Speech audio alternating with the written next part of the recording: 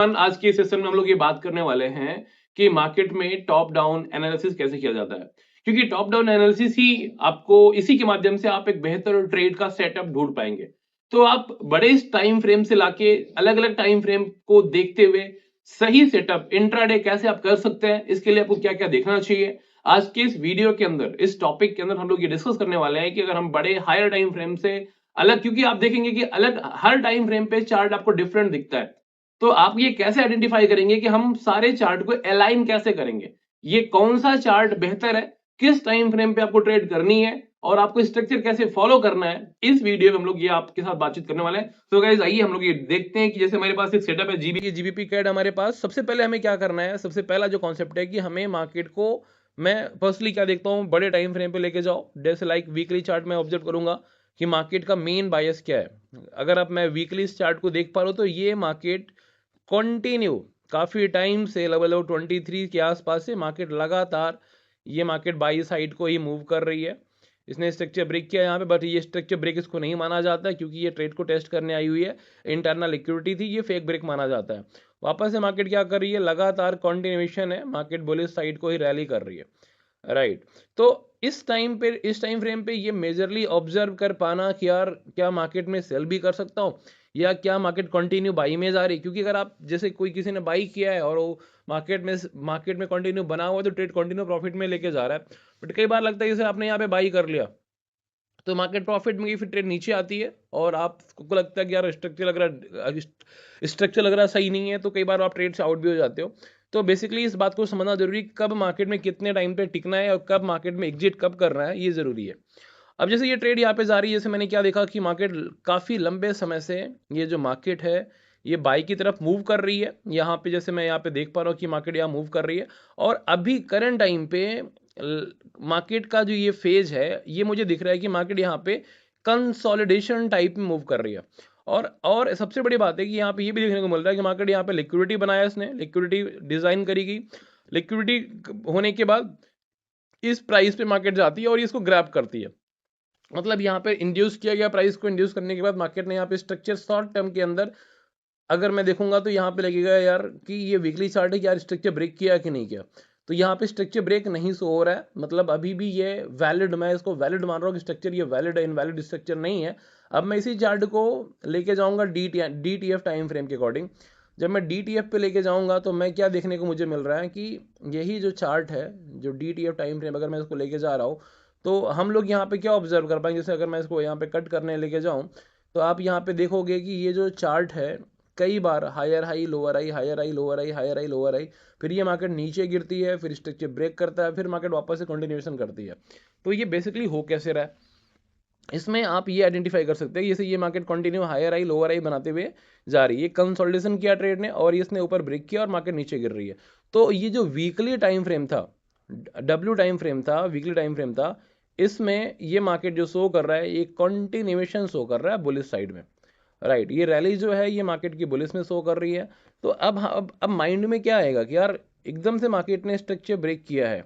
तो लेकिन इसने क्या किया, इसने कंप्लीट स्ट्रक्चर यहाँ पे नीचे की तरफ आके इस लोअर लो को इसने ब्रेक नहीं किया है। तो माइंड में क्या आना चाहिए, थॉट हमारा क्या होना चाहिए। अब हम देखेंगे कि यार वीकली जो है ये कंसोलिडेशन शो कर रहा है और यहाँ पे मार्केट को नीचे जाने का ऑप्शन बन सकता है, क्योंकि लॉन्ग टर्म मार्केट बुलिस को रैली करी हुई है और हमारे पास नीचे वीकली के अकॉर्डिंग लिक्विडिटी सेट है। और इसके बाद अब हम वीकली को छोड़ के हम डेली टाइम फ्रेम पे जाएंगे कि डेली पे मार्केट क्या शो कर रहा है। अब जब मैं डेली टाइम फ्रेम पे आ रहा हूँ तो मुझे ये देखने को मिल रहा है कि मार्केट डेली टाइम फ्रेम के अकॉर्डिंग यहाँ पे स्ट्रक्चर इसने ब्रेक किया हुआ है।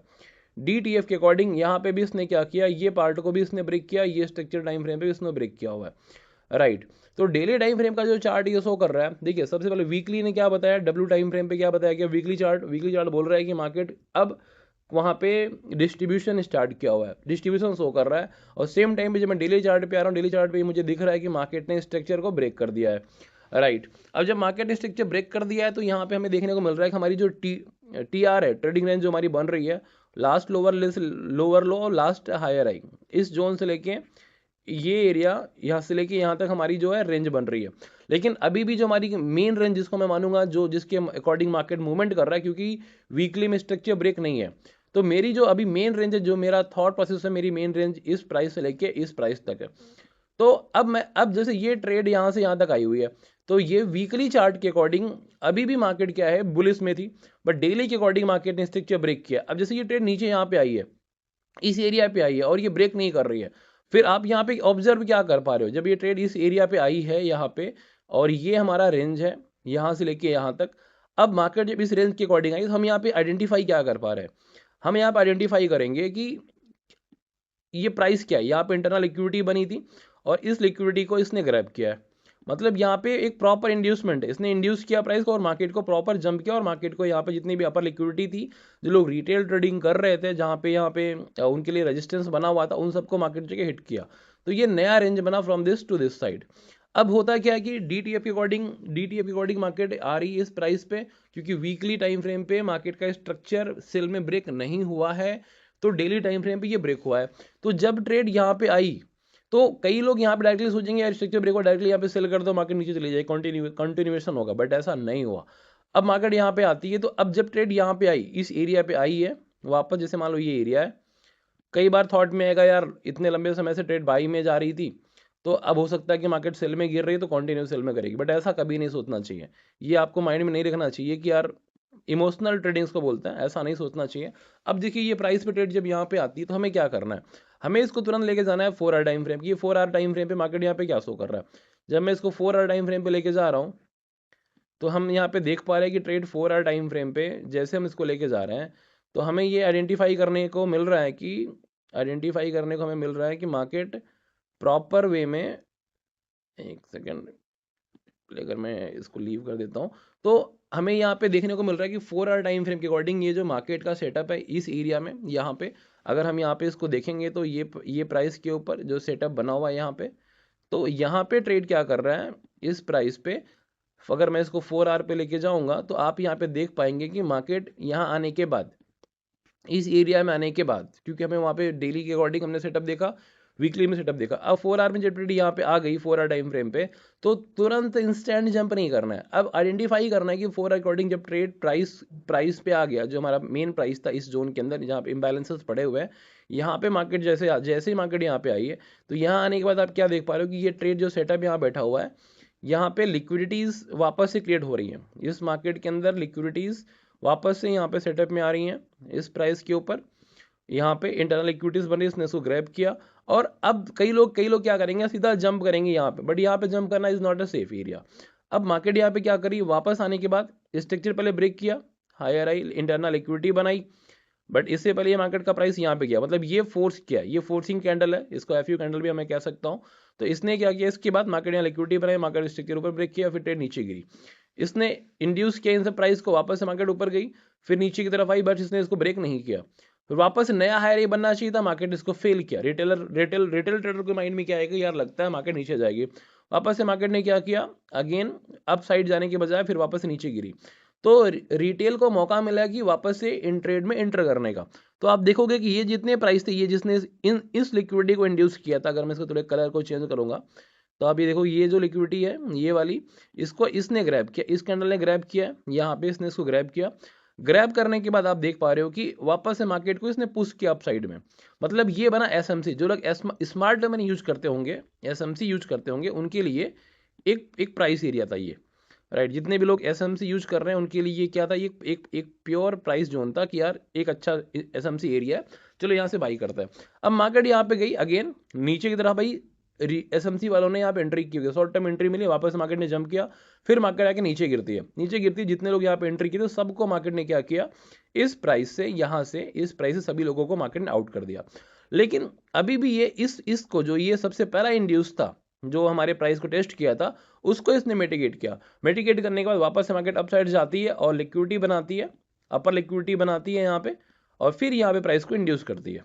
तो अब देखिए, क्योंकि हमारा डेली टाइम फ्रेम बोल रहा था कि यार मार्केट को हमें बाई में लेके जाना है, और वीकली भी बोल रहा था कि स्ट्रक्चर ब्रेक नहीं है, तो बट रिटेल माइंड सेट क्या है कि छोटे टाइम फ्रेम पे 4 आवर पे मार्केट एकदम से पुश कर रही है, सेल की तरफ फोर्स कर रही थी। अब ये जो प्राइस है, अब ये जो हमारा जो मेन प्राइस है, क्योंकि अभी तक इसको किसी ने इंड्यूस नहीं किया है, टेस्ट अभी ये मिटिगेट प्राइस नहीं हुआ है, क्योंकि इसने इस प्राइस ने इस प्राइस को मिटिगेट कर दिया है। अब वापस मार्केट ने स्ट्रक्चर को ब्रेक किया, ट्रेड वापस इस एरिया में आती है। अब ये हमारे लिए वैलिड है, क्योंकि एसएमसी वाले बाहर हो चुके हैं और रिटेल वाले ट्रेड से यहाँ से आउट हो चुके हैं। अब मार्केट सीधा अप साइड में जंप किया हुआ है, और इसके बाद अब जब मार्केट नीचे गिर रही है तो रिटेल को क्या लगेगा, यार अब तो लग रहा है कि ये जो प्राइस है, ये भी लिक्विडिटी है और ये भी एसएमसी है। स्मार्ट मनी वापस यहाँ पे एंटर किया, क्योंकि उसने इस प्राइस को इंड्यूस किया है और इस प्राइस को इसने मिटिगेट किया है। ये वाला जो प्राइस बना इसको इसने मिटिगेट किया इस प्राइस ने। अब मार्केट को, लोगों को माइंड में क्या गया, यार अब तो लगता है मार्केट पक्का सेल में जाने वाली है। फिर क्या हुआ, देखो वापस से मार्केट नीचे की तरफ जंप करती है, नीचे की तरफ आती है। फिर ये काफी टाइम तक, ऑलमोस्ट एक सेशन तक पूरा लंदन तक पूरा कंप्लीटली ये क्या कर रही है, इस एक पूरा कंप्लीट सेशन के अंदर मार्केट ने प्राइस को सिर्फ कंसोलिडेट किया। कंसोलिडेशन में इसने लिक्विडिटी फ्यूल हुआ है यहाँ के अंदर, और मार्केट नीचे आती है और इसको प्राइस को मिटिगेट करती है, यहाँ पे टेस्ट करती है। ये हुआ टेस्टिंग, इसने इसको टेस्ट किया, इस प्राइस को यहाँ पे टेस्ट हुआ, मार्केट वापस स्ट्रक्चर ब्रेक किया। अगर आप यहाँ इसको लेके एंटर नहीं कर पाए हो, इट्स ब्यूटीफुल एरिया, वापस मार्केट आती है और फिर इसको यहाँ पे टेस्ट करती है, इस जोन पे यहाँ पे आई, इसको इसने वापस से टेस्ट किया। तो ये हो गया आपका एंट्री प्राइस, यहाँ पे आपको बटन दबानी है, ये एंट्री हो गया, ये हो गया आपका स्टॉप लॉस, ये हो गया स्टॉप लॉस। यहाँ पे इस प्राइस पे फर्स्ट टारगेट होगा ये, यहाँ पे जो इम्बैलेंसेस बने हुए हैं इस प्राइस पे, ये वाला इसके पास, ये 1:3 का रिस्क रिवॉर्ड यहाँ पे होगा, मिनिमम 1:3 पे ट्रेड करनी है। इसके बाद जो नेक्स्ट टारगेट होगा वो होगा ये साइड पे, ये वाला प्राइस पे, जो ये प्राइस है यहाँ पे, दिस वन,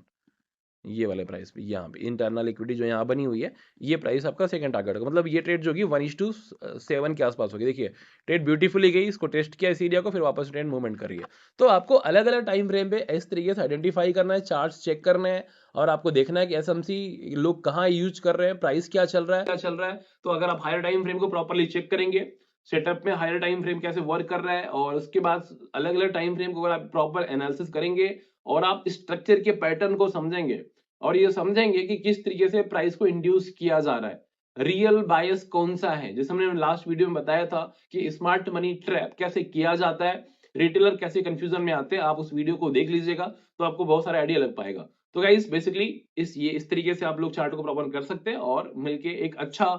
आप प्रैक्टिस करेंगे तो आप ऐसा बना पाएंगे। ऑल द बेस्ट गाइस, मिलते हैं नेक्स्ट वीडियो के अंदर। Please subscribe my channel, press bell icon and like my videos. Thank you.